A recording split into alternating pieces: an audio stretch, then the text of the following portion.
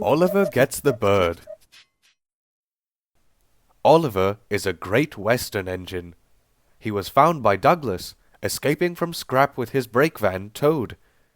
With the help of his driver and fireman, Douglas brought Oliver and Toad to the safety of the Fat Controller's railway. Here they were mended, and Oliver was painted in splendid Great Western green.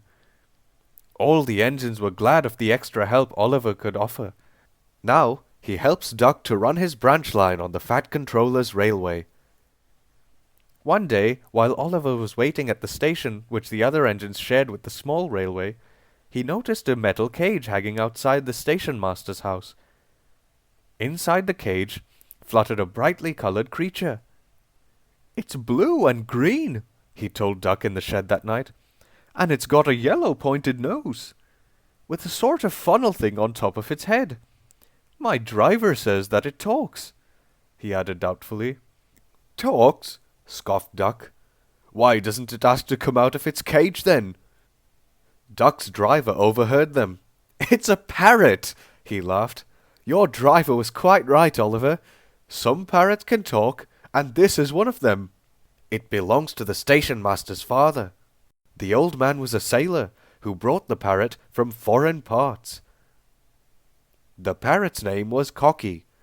He was only put outside on fine days, of course, but he quickly became a favorite with the railway staff. He didn't seem to mind the sudden noises that the engines made either.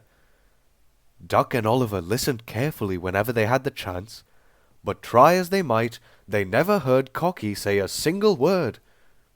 "I don't believe he can talk," Duck said to Oliver one night.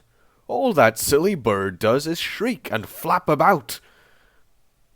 Duck was cross because Oliver had been teasing him about the time when Donald's driver and fireman had once put a duck egg under Duck's bunker. Birds just meant trouble as far as Duck was concerned.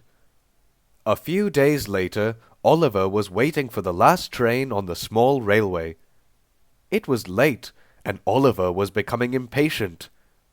When it did arrive at last, the passengers quickly got into Oliver's coaches. Oliver waited for the guard to blow his whistle and wave his green flag. Soon the whistle sounded, but the platform was empty, except for Cocky, fluttering in his cage.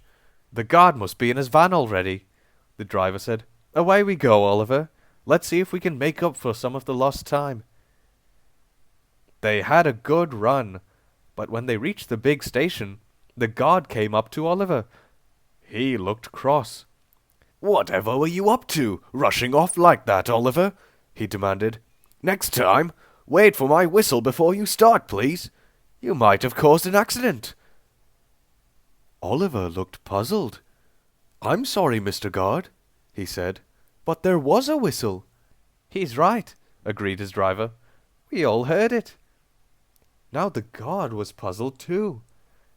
"But I was in my van when you started," he said.